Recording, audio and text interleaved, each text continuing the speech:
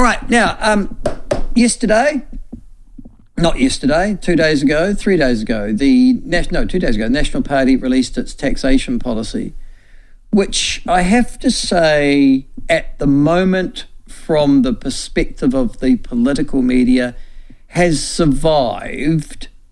But there are a number of commentators, particularly those of a conservative, or one might argue commercial background, who are going, in the same way that Manuel did on a relatively regular basis in 40 Towers. And one of those, still fuming, 48 hours, 72 hours after the announcement, is our taumata, Craig Stobo. And he joins us now. Craig, this afternoon, welcome to This Morning. You're still upset? Call me a fumarole, Michael. A fumarole?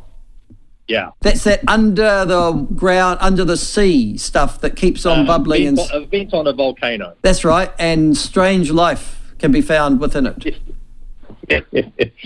Yes, so I'll give you a bit of background to that. You go for your life. Why are you upset with National's taxation policy that was released this week? Let me just give a bit of context for you and your listeners. So let's just backtrack. Just over a week ago, we had the IMF mission came through, the International Monetary Fund came through.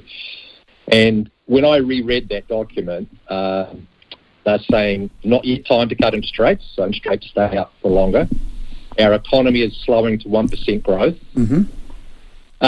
There's a need for fiscal consolidation amid these high cost of living pressures. Yet the government's contribution to GDP is estimated at 1.8%. In other words, they're contributing to the growth that the Reserve Bank's trying to cool. So the two are working at odds with each other. And tax reform was mentioned as a priority. So you kind of read this because the IMF is like a filtered voice for our bureaucracy. They come down, they do their mission, they listen to officials in Auckland and Wellington, and then they write this up. And so you have to be very careful when you look through the language to try and pick out what are they trying to tell us. And what they said to us was tax reform remains a priority. Okay, cool. I then look at the central government accounts, and we've spoken about this before. We have a current account deficit of 8.5% of GDP. In other words, we're spending more than we earn as a country. We have a domestic Haven't we always deficit. been doing that though, Craig? Seriously? I mean, not to this extent for a long time, and not compared to our peer group. So Okay. we're way out on the range, the spectrum of others with current account issues. We have a domestic deficit as of April of 7 billion New Zealand dollars, and we're not forecast to be in surplus till 26-27. And our debt profile is racing away, such that as at April, we were paying $5.8 billion just in interest. And that is 2 times what it was last year. So you sort of say to yourself, we've got a structural issue here with spending running away.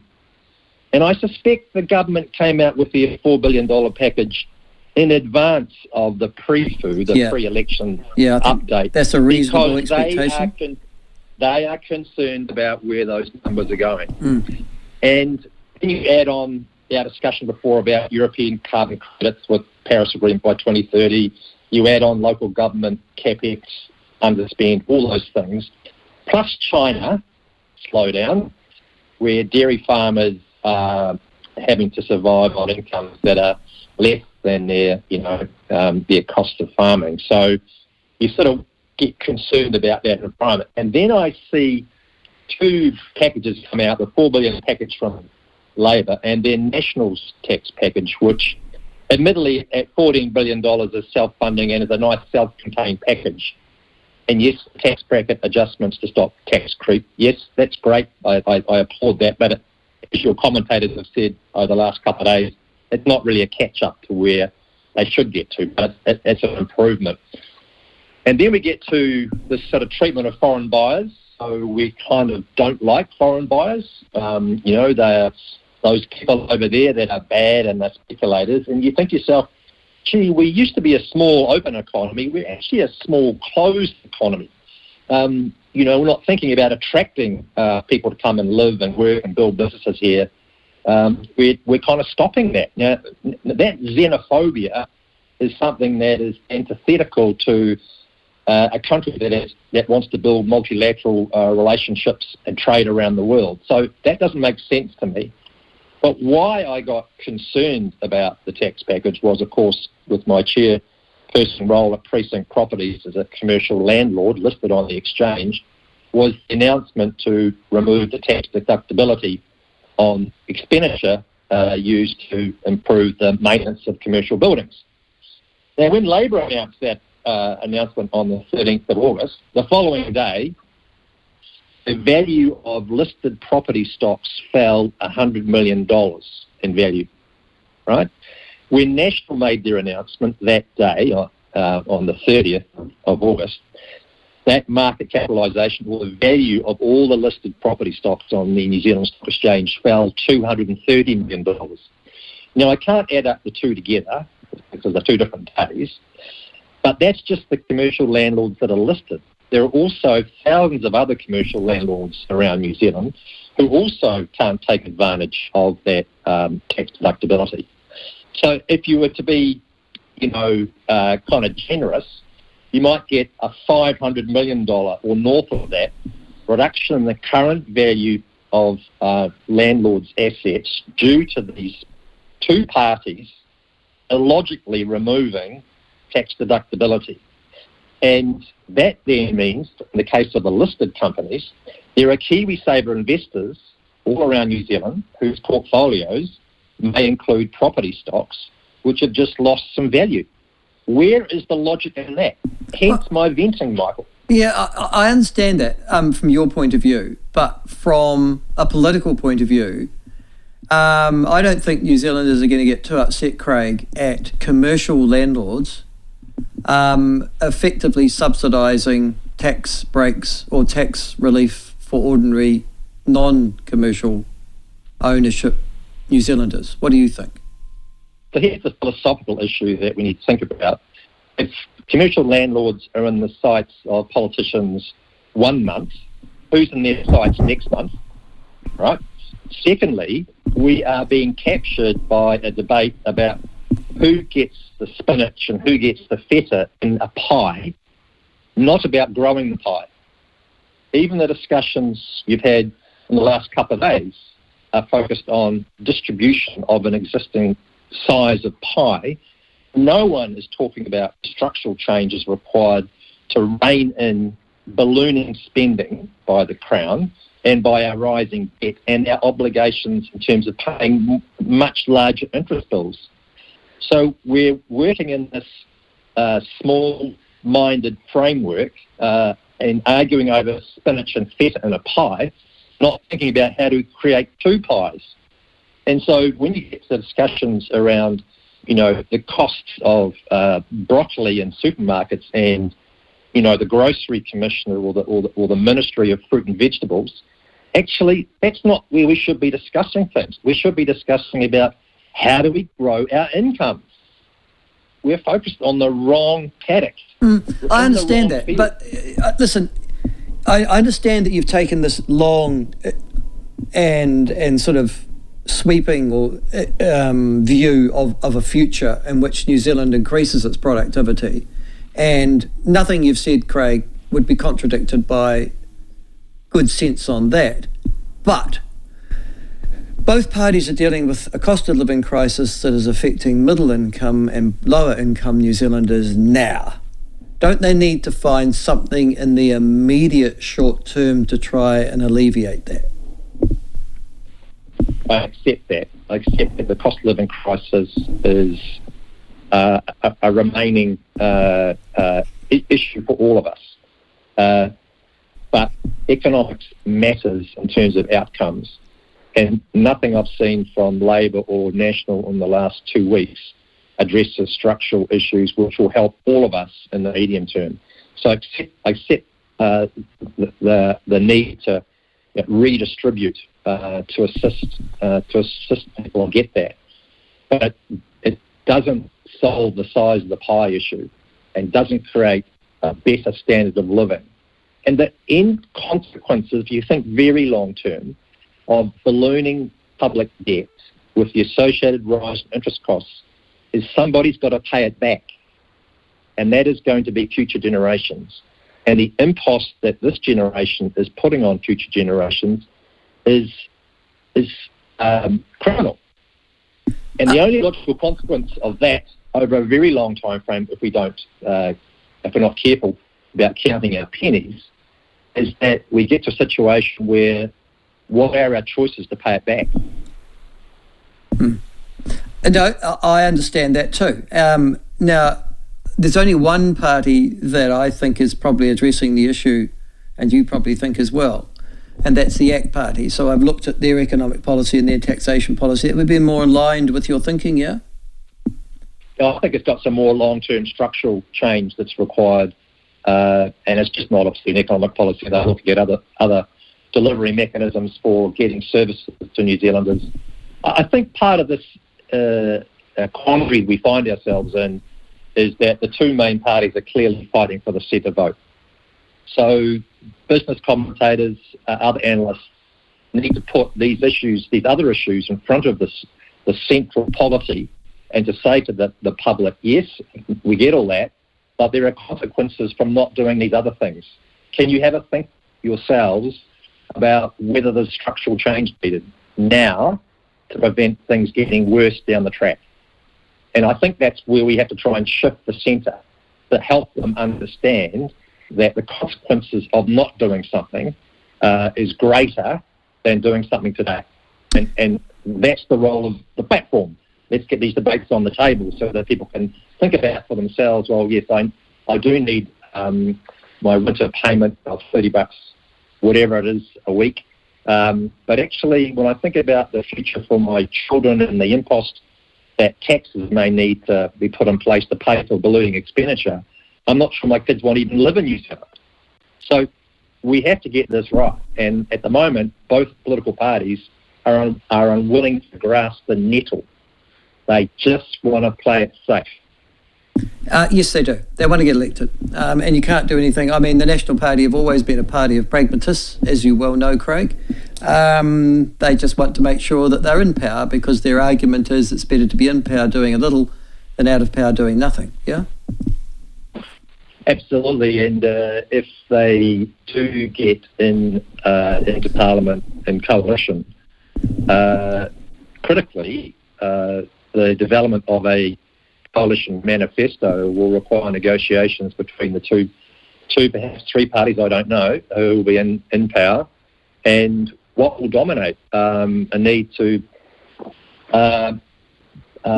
pacify the centre, or the need to take a longer-term view to generate better outcomes for the next generation? And that tension will be palpable, won't it?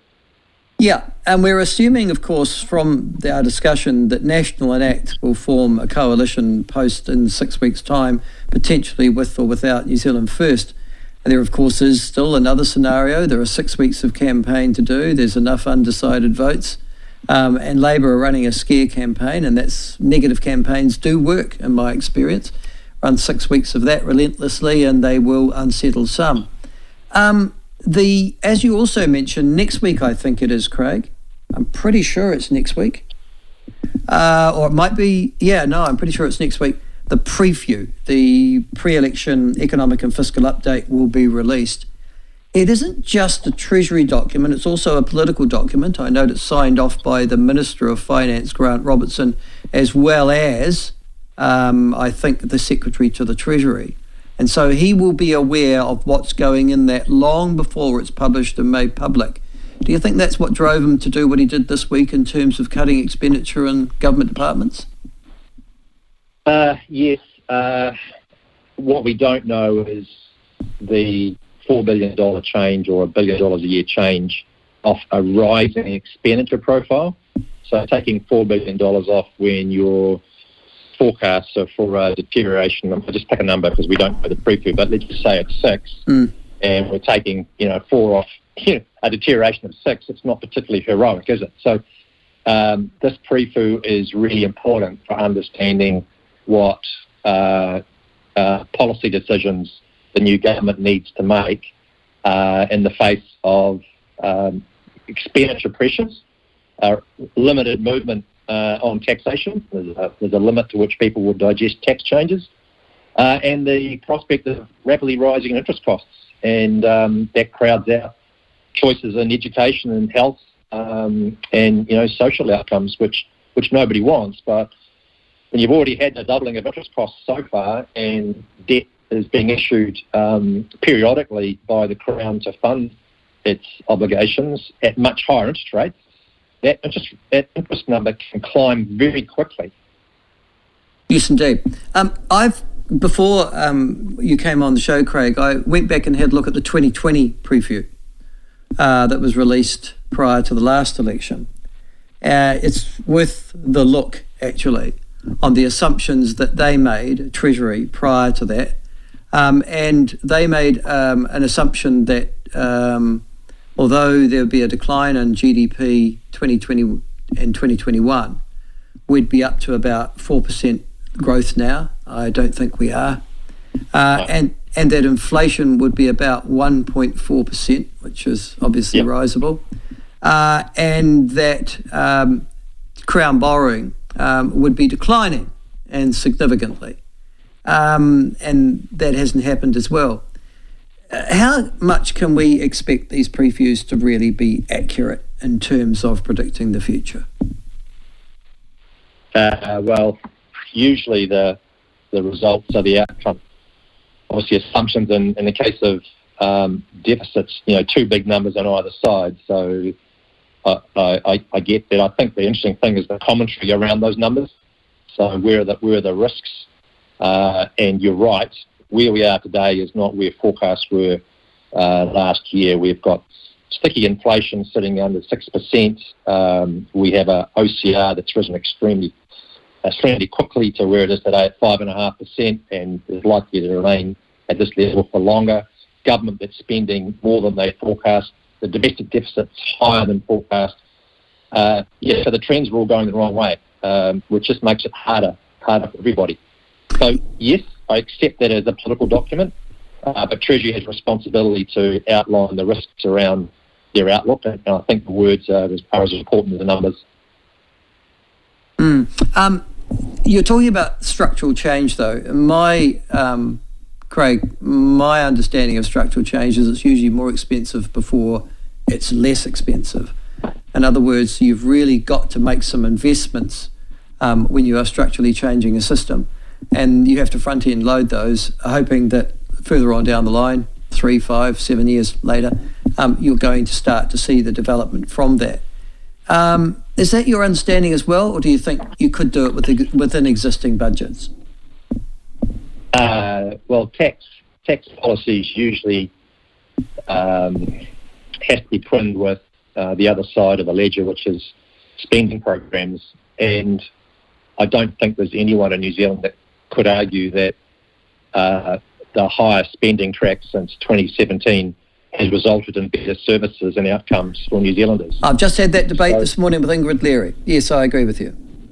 Yeah, and so you go to think about the first base is, are we spending the right money in the right place and spending it efficiently?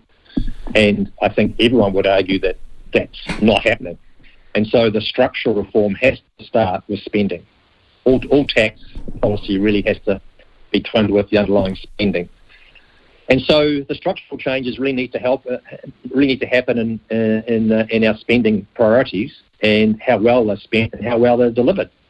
And I think the public will accept that waiting in corridors in hospitals, students not attending school and coming out with results that aren't the best in terms of literacy and numeracy, and confusing signals from IRD or the Ministry of Social Development when you're in the Working for Family scheme and you can't get ahead because you're trapped in a tax bracket. I think all these things need to be on the table saying we just have to change and reduce that spending track to get better outcomes for everybody that doesn't involve this frightening increase in government expenditure. Yeah, but see, Craig, you've lived within the corporate and the sort of public sector of Wellington as well. The bit that I don't get is this, and you've just identified, obviously, and you've identified on many occasions, the quality of public sector spending, not leading to improved efficiencies or services to us, the consumers, who are paying the taxes to make those services presumably better. Why? What's the problem in Wellington? You've been in the system. You've been sitting on taxation working groups. You've been in the public sector at a very high position. You are in the private sector. You constantly deal with government departments at a stratospheric level compared to the rest of us. Why isn't there in Wellington an appetite to make sure that the dollars they spend improve the services to New Zealanders? There's several answers to that. One is turning off programs is really hard because you need to identify another way of delivering, and that may not be delivery by central government. It might be delivery by other means. And so the change, there's always resistance to change. And sometimes, never waste a great crisis. Crises help with that shift, and you have to move. But by then it's painful. So one thing is the lethargy in the system. Secondly is the alignment of interest for change. There are many, many consumers and users in New Zealand who would benefit from an incremental change to better outcomes, but they're not all together in one room voting for that. And therefore the dispersion of interest in change is weak. The dispersion means the call for change is weak. So the incumbency remains quite powerful. The other solution is to move right around the system, to provide choice, and the system eventually withers because there are other delivery mechanisms that are giving people, through choice, better outcomes. And so that's another way of resolving the opportunity to improve services for Kiwis.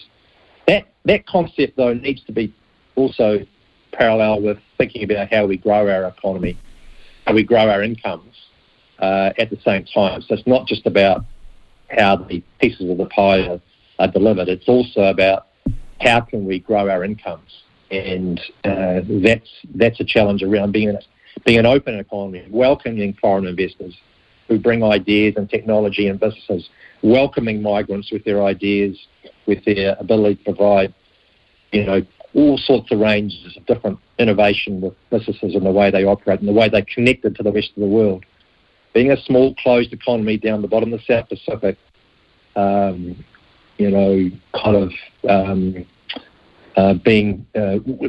in a historical context of having quite left the EC in 1970, or left the UK in 1973, we need to design our own future as a small, open Pacific island group closely connected to Asia. Rethink the way we are positioned in the world and go after a global income from New Zealand. And being closed doesn't help us. No, neither does being uneducated. I mean, we have got large numbers of relatively uneducated and unskilled New Zealanders, hundreds of thousands, literally, who are currently in receipt of a welfare payment, and then others who are leaving our schools without any qualifications at all. And those numbers are increasing, and our educational achievement via other countries, whether we measure in PISA or university rankings or whatever, Craig, are in decline and have been now systemically for longer than this government. There's got to be an appetite for the kind of change that you're talking about. Is there? I think there's definitely parts of our community that want better outcomes for their children, or even for themselves as adult learners. The best way to increase our standard of living over time is having a well-educated public who, for work or for contribution to society in all sorts of ways, means we can grow our incomes because we are qualified to build businesses. We're qualified to deliver services. We think about things differently. We question policy. We contribute to society. But when you don't have those skills, it's very difficult to find businesses who will employ poorly qualified people in jobs that require skills. And the businesses won't come here. They will move to other countries. If you've got a well-qualified workforce... Which is exactly what's happening at the moment. Exactly. If I'm sure Oliver Hartwich told you around the trip to Ireland, that villages, towns around Ireland, the Republic of Ireland, are begging for businesses to come to their towns so that their youth and adult workers can get great jobs, get multinational jobs, high-paying jobs. We're not thinking like that, and we have to change that. We need a better foreign direct investment regime. We need to welcome migrants. We need to embrace the opportunities up in Asia, how to connect with that part of the world that's fast-growing and wants our products and services. But being closed in this part of the hemisphere is not a great outlook for people. They will leave. Oh, well, listen, and they are leaving now, and we're losing our young and our skilled and educated youth overseas, and believe me, they aren't coming back any time soon. Craig, finally, though, I'm reading a number of reports in the last 48, 72 hours as to the Chinese economy. And I don't know whether it's a geopolitical argument or whether it's a factual case, but the argument being that the Chinese economy is about to hit the wall, and that its central control from the Chinese Communist Party is now starting to have deleterious consequences upon its future. Are you that pessimistic, or do you think the Chinese will still continue to grow at the exorbitant rate that they have been? Yeah, so this was identified as an issue late last year when the Chinese leadership struggling with how to reinvigorate consumption. I'm not sure whether your listeners are aware, but as I understand it, there are 65 million empty apartments in China, which is a staggering number. We've already had cuts in our dairy payout twice, and I don't know how that sector's going to manage covering their costs if that milk fat price payout drops again. China's 29% of our exports, incredibly important trading partner. Most important. Most important sort of trade, yes. And we haven't diversified as I had hoped in the last 10 years to other countries in Asia, but we continue to need to do so. But the risk is that if China continues to slow and consumers in China cannot, because they have a cost of living crisis as well, if they continue to reduce their demand for what they call luxury goods and services, including our milk products, it's going to be very difficult for us. So I would argue right now, China and how we build a multiracial, multicultural society based on the treaty are our two biggest issues internally, what we need to think about structurally to improve our prospects as a nation. Yeah, I think you've probably, I don't know how the treaty got in there, Craig, but we'll probably assume that for another day. Thank you, my friend. Listen, but the Chinese thing worries the crap out of me because I'm glad you made the link.